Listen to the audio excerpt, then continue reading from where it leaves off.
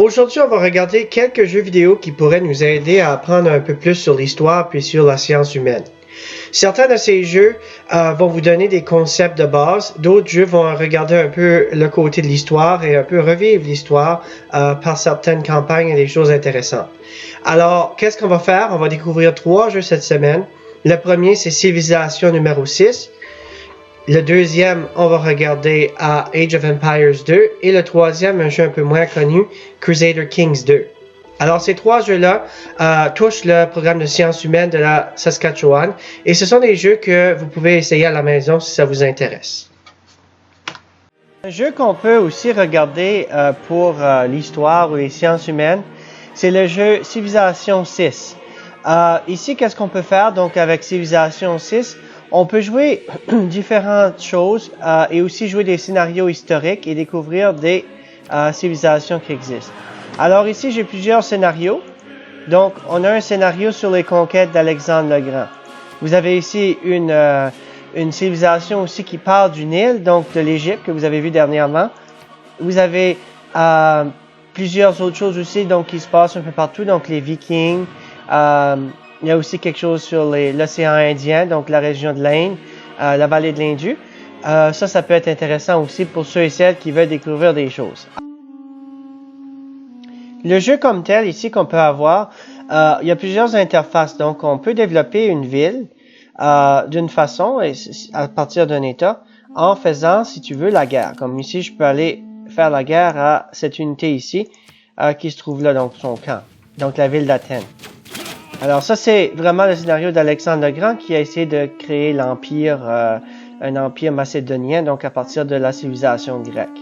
Je vous conseille la prudence. Que les ennemis vont se faire attaquer les ennemis. Voilà. Alors ici, j'ai réussi à prendre le contrôle de cette petite base militaire-là, alors je peux m'en aller vers la ville d'Athènes. Une autre chose aussi qu'on peut faire dans le jeu, on peut créer des colonies. Alors là, ici, je vais aller créer une colonie. Donc, je vais me créer une autre ville qui s'appelle Dion.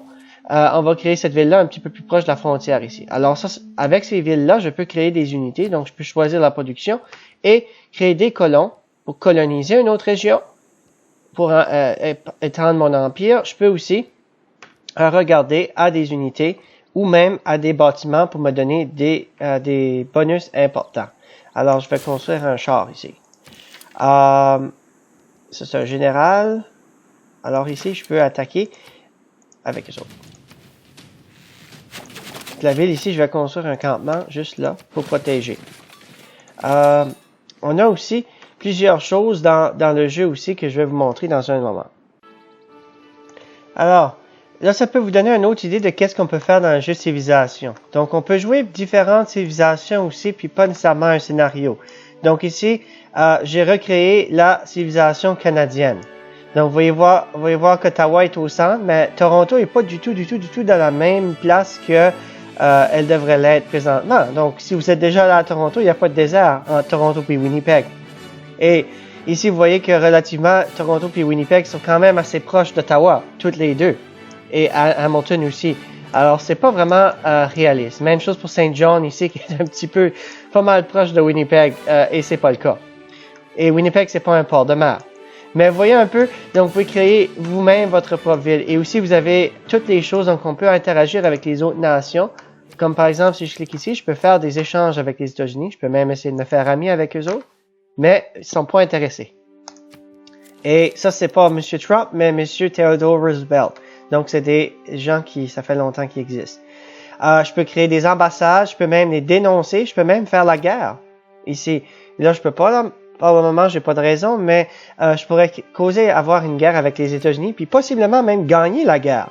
Alors, ça, c'est vraiment quelque chose. Je peux même aussi faire du bullying, comme en exigeant des dons, des choses comme ça aux autres nations, c'est possible. Alors, c'est vraiment recréer un peu l'histoire. Et chaque nation a un peu comme sa particularité. Comme ici au Canada, je ne sais pas si je peux le faire ici, mais on pourrait construire un bâtiment qui s'appelle l'Arena. Et même, je pourrais avoir une unité spéciale qui est les polices montées. Donc, ça, c'est des choses qui existent vraiment là, dans notre pays. Alors ça, on a un peu ce genre-là. Et ici, voyez-vous, Québec et Montréal sont deux colonies canadiennes. Alors, j'ai colonisé Québec et Montréal sur un autre continent que le continent d'origine. Alors, voyez-vous un peu, c'est vraiment pour revoir un peu les concepts qu'on a. Puis, on a aussi la recherche scientifique, la recherche technologique qui nous permet d'avancer et avoir plus de bonus aussi, comme ici, si je recherche l'assainissement, je peux créer des réseaux d'égouts et avoir des plus grandes villes. Je peux créer des monuments. J'ai un médecin aussi qui peut soigner mes unités quand je fais la guerre. Alors ça, c'est toutes des choses qu'on a ici. Alors, je vais choisir celui-ci juste pour vous montrer. Et chaque ville, un peu, tu peux fortifier ta ville, tu peux créer un campus université, comme ici à Hamilton, je vais créer un campus, où est-ce que ça va générer de la recherche, des points de recherche, et je vais avoir la chance d'avoir des recherches.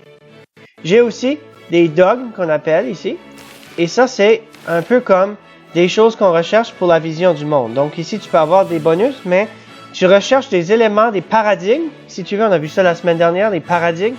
Ça peut être des paradigmes qui présentent un peu la vision du monde, que tu peux construire ta vision du monde avec. Alors, si je viens ici dans le gouvernement, là ici, mon gouvernement ici, j'ai choisi une théocratie. C'est vraiment pas la même chose que le Canada aujourd'hui, mais théocratie, je permets d'aller chercher, je peux voir des doctrines ici, puis là, je peux pas faire ce tour ici, mais je pourrais aller chercher des doctrines et construire ma vision du monde, si tu veux, pour me donner des bonus ici. Donc ça ici, c'est mes doctrines, c'est ma vision du monde, et chaque petite boîte ici, c'est les paradigmes. Si tu veux, un paradigme différent, militaire, que tu peux ajouter à ta vision du monde. Si on recherche les gouvernements aussi plus tard, je pourrais débloquer et chercher différents types de gouvernements. Alors, différentes conceptions du pouvoir. Autrefois, j'avais l'autocratie, j'ai aussi la république et la démocratie, l'oligarchie, la monarchie, j'ai la démocratie aussi moderne, et j'ai aussi d'autres choses aussi un peu plus loin, des choses qui existent pas vraiment aujourd'hui, mais qui est des modèles qui seraient comme poussés un peu plus ici. Et je dois faire sûr d'avoir bonne influence culturelle aussi, parce que si je suis une sphère d'influence importante, je vais apporter les autres nations à se révolter et à vouloir joindre mon pays. Alors ici, vous voyez la ville de Koulouba. Il n'y a pas de ville de Koulouba au Canada, mais ça a été à cause que ma sphère d'influence est plus grosse que les nations à côté et ils se révoltent. Et éventuellement, ils peuvent joindre mon empire, ma société, et je peux grandir. C'est comme ça vraiment, dans cette partie ici, que j'ai réussi à faire ça. Alors, comme vous voyez, vous avez aussi des nations qui sont modernes et d'autres qui sont anciennes, comme les Égyptiens. On a le monde arabe, on a les États-Unis, on a la Hongrie, on a le Canada avec Wilfrid Laurier. Donc, c'est vraiment intéressant pour ceux et celles qui veulent. Et aussi, on a la Civilopédia ici que tu peux chercher de l'information sur les civilisations, sur les dirigeants et apprendre sur l'histoire de l'Allemagne, par exemple. Alors, c'est toutes des choses qu'on peut faire. Alors, le jeu civilisation, c'est vraiment de l'histoire, c'est de la simulation, c'est aussi une manière d'apprendre les concepts en sciences humaines et la civilisation. Le seul problème avec le jeu, c'est qu'il coûte cher. Alors, il coûte au moins 70$, je crois, avec les expansions. Mais ça vaut la peine. Et qu'est-ce qu'il faut faire si on veut acheter à bon prix? On doit regarder pour les soldes. Il y en a souvent. Et on peut avoir le jeu à 50%, même 60% de réduction une fois de temps en temps. Alors, c'est un très bon jeu si vous aimez les sciences humaines, je vous encourage à essayer ce jeu-là.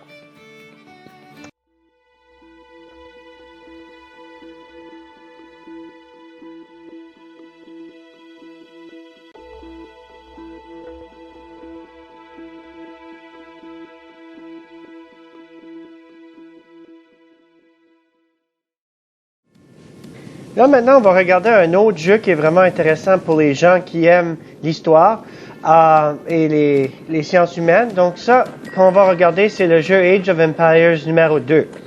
Il y a aussi un Age of Empires numéro 1 et il y a un Age of Empires numéro 3 aussi. Mais ça touche un peu à qu'est-ce que c'est, mais j'ai décidé de prendre le 2 juste pour regarder un peu plus à ceci. Alors, si on regarde dans Age of Empires 2, on peut aller faire des jeux, on peut jouer en multijoueur seul. On peut aller chercher certaines campagnes aussi. Et différentes campagnes ici qu'on peut avoir vont parler un peu des histoires qu'on peut avoir dans le Moyen Âge. Alors, qu'est-ce qu'on a ici? On a la campagne pour vous montrer un peu le mode de vie, mais c'est surtout militaire ceci là, mais montrer un petit peu comment les gens vivaient. On peut regarder à la France par exemple. Donc on a une petite histoire qui nous explique l'histoire de Jeanne d'Arc. Puis ensuite, là on peut s'amuser à Bonjour faire, Jeanne. Mon collègue et moi, nous allons vous escorter jusqu'au château où nous périrons avant. Tenez-vous sur vos gardes sur cette route. Nos ennemis, les Britanniques, sont sortis en force et leurs alliés, les Bourguignons, sont là en grand nombre. La discrétion est la meilleure forme de courage. Je suis Jean de Metz et je vais vous protéger au prix de ma vie. Alors vous pouvez faire des missions comme ça, des missions militaires qu'on peut faire, puis Regardez, découvrir un peu l'histoire la de bataille ça. fait rage. Restons à l'écart de crainte d'être pris entre deux feux. Alors on voit ici un peu la manière dont les gens se battent à l'époque, qui était leur moment de guerre. Encore une perte glorieuse. Aussi avec ce jeu-là, on peut s'amuser à observer un peu le mode de vie que les gens avaient à l'époque. Comme là, par exemple, j'ai mes villageois qui sont en train de cultiver de la terre. Puis aussi, on a des châteaux où est-ce que je peux créer des unités militaires ou même de l'artillerie de l'époque. J'ai aussi la forge ici où est-ce que je peux faire des recherches, améliorer la technologie, découvrir un petit peu qu'est-ce qu'on a à l'époque à nous offrir, le commerce, la religion aussi. Donc, on a des reliques religieuses qui fournissent de l'argent aussi. Donc, ça représente l'importance de la religion pour les gens au Moyen Âge. Alors, comme vous pouvez voir, un petit peu, on voit la vision du monde. Et il y a l'université aussi qui est un bâtiment de recherche où est-ce qu'on peut faire des recherches pour trouver d'autres choses. Alors, ça c'est un jeu vraiment, Age of Empires, que vous pouvez utiliser. Donc, il y a le premier qui parle des Grecs, des Romains, des Égyptiens. Et il y a le deuxième qui parle de la civilisation médiévale et aussi de la Chine et du Japon. Alors, ça c'est vraiment des choses que vous pouvez découvrir. J'ai aussi les Aztèques, les Incas et les Mayas aussi qui sont avec celui-là aussi qu'on peut avoir. Alors, si vous avez un petit peu l'héritage que ça nous a donné ici, ces sociétés-là, donc ça nous a créé un jeu de ce genre-là. Age of Empires 2 vient aussi avec une encyclopédie qui explique un petit peu l'histoire de chacun des peuples, des sociétés qui existaient dans le Moyen Âge, puis aussi des éléments sur la vision du monde, sur l'armée, les châteaux, les inventions, des parties qu'on peut avoir dans l'époque qu'on appelle le Moyen Âge. Alors, un jeu très intéressant pour apprendre la vision du monde, mais aussi surtout basé sur le militaire, la conquête, puis bien sûr la recherche aussi qu'on peut avoir à l'époque.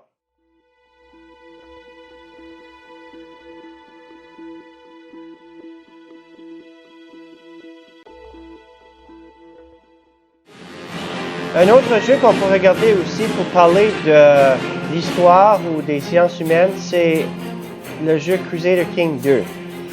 Beaucoup plus compliqué que les autres, par exemple, mais celui-là va vraiment vous montrer comment la gestion d'un pays se passait dans le temps du Moyen Âge. Alors, qu'est-ce qu'on a ici? On peut choisir dans plusieurs personnes. On peut choisir des personnes prédéfinies avec des empires différents, un peu partout dans l'Europe. Donc, on a le monde arabe ici, et on a l'Angleterre, on a ici l'Allemagne. Tu peux aussi aller chercher, personnaliser, aller chercher un joueur que tu veux jouer. Ça va dire si c'est difficile ou non. Alors, voyez-vous ici, ça c'est pas trop difficile. Celui-là est un peu plus difficile.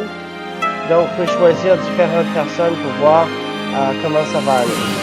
Alors, ça, c'est vraiment quelque chose que on peut explorer ici. Ou, comme j'ai dit, donc, je vais choisir ici le roi d'Angleterre. Je vais regarder. Et à ce moment-là, on peut commencer une partie avec ça. Et on doit gérer toutes les choses. Donc, on a plusieurs règles ici. Et on regarde avec ça.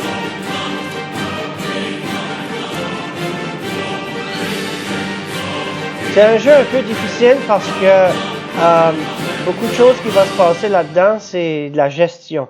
Et chaque petite chose peut apporter un effet différent. Alors là, ici, je suis le roi de France, Philippe de France, et je dois gérer le royaume de France. Alors là, ici, c'est un peu difficile à voir, mais voici le royaume que je dois gérer. Ça, c'est mon royaume. Mais le problème, c'est que je ne suis pas seul. Le royaume, je ne suis pas propriétaire de tout.